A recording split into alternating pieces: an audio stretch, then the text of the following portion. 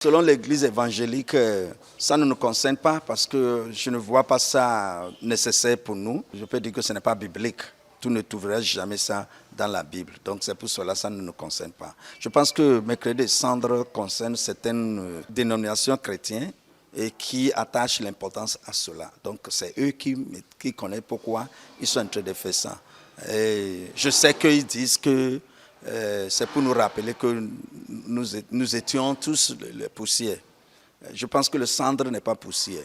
Mais cette pratique n'est pas biblique, ce n'est pas dans la Bible. C'est les doctrines qui les concernent. Tout ce qui n'est pas dans la Bible n'est pas obligé qu'un chrétien va célébrer.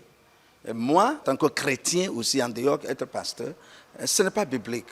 Ce n'est pas ni dans l'évangile, ce n'est pas dans les Actes des Apôtres, ni dans les épîtres. Donc ces choses se pratiquent ne trouvent nulle part dans la Bible à partir de l'Évangile.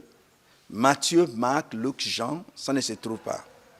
Et Actes des Apôtres, ça ne se trouve pas. Donc où que ça va être trouvé pour que ça m'oblige de faire.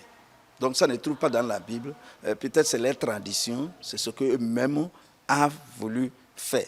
Peut-être dans leur tête que c'est une manière de rappeler les chrétiens. Bon, l'idéologie semble bon, mais comme ce n'est pas biblique, donc je ne suis pas obligé de le faire. C'est une doctrine de l'Église primitive catholique qui marque le jour du commencement des carêmes, c'est-à-dire de la souffrance de notre Seigneur Jésus-Christ, par rapport à ces révélations qu'il a annoncées lorsqu'il était dans sa mission. Nous ne faisons pas Mercredi des Cendres, mais nous avions d'autres actes par lesquels nous marquons le commencement de la souffrance de la passion de Jésus-Christ. Chez nous, on commence par faire le sous-temple, c'est-à-dire où on reste souvent à l'église ou bien dans les monastères pour prier, pour demander à Dieu avec des carêmes sans que personne ne le sache. C'est à 7 jours maintenant de Pâques que toute l'église dans le monde entier céleste rentre en prière et fait carême pour les 7 jours avant la Pâque.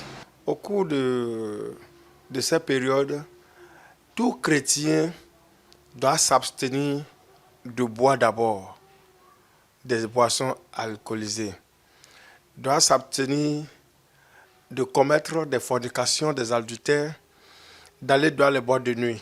En bref, un chrétien doit se sanctifier, doit se maîtriser et dire « Je veux accompagner Jésus dans sa mission de passion ».